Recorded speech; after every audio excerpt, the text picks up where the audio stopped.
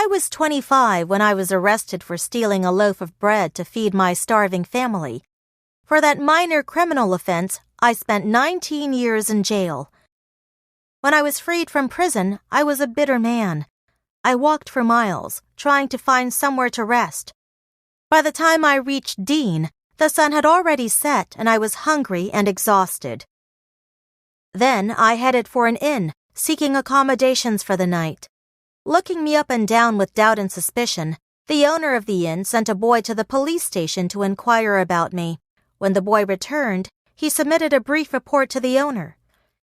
Glancing through the note, the owner learned that my name was Jean Valjean and that I was an ex-convict. As a result, he refused to let me stay there. Later, I departed the inn in humiliation. I could sense that hostile feelings toward me were aroused and that my arrival would soon become the talk of the town. Just as I had expected, everyone in Dean knew that I was released on parole. Consequently, no one was willing to reach out to me, and even a glass of water was too much for me to ask for. Cold and starving, I was left shivering in the dark. Wandering along the streets, I stopped near a bishop's palace. Fortunately, the bishop saw me. He took pity on me and welcomed me warmly. Even after he knew my true identity, this man didn't drive me out of his house as most others had done. Instead, he invited me to stay and dine with him. That night, though I was lucky enough to sleep in a bed for the first time in 19 years, I couldn't fall asleep. I kept thinking about the precious silverware on the bishop's dining table. If it had not been for his invitation out of kindness and courtesy, I wouldn't have had a temporary shelter. Yet, disturbed by the thought of how unfairly I had been treated over the past years, with only a slight hesitation, I got up, stole the silverware, and slipped away. However, I didn't get far.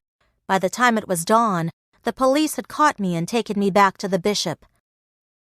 "I'm so delighted to see you again," the bishop said to me before I could speak.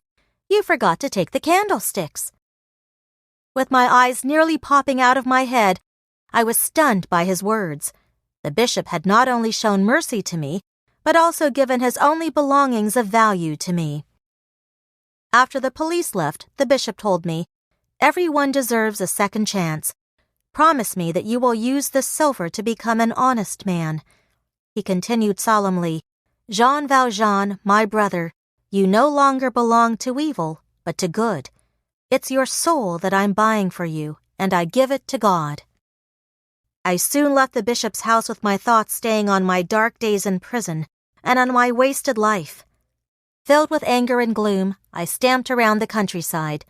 As I sank into my misery, however, the bishop's words flashed through my mind. All at once, my thoughts of past events were somehow dismissed. The bishop's love and forgiveness had cast out my hatred for the world. From that moment on, I was truly free.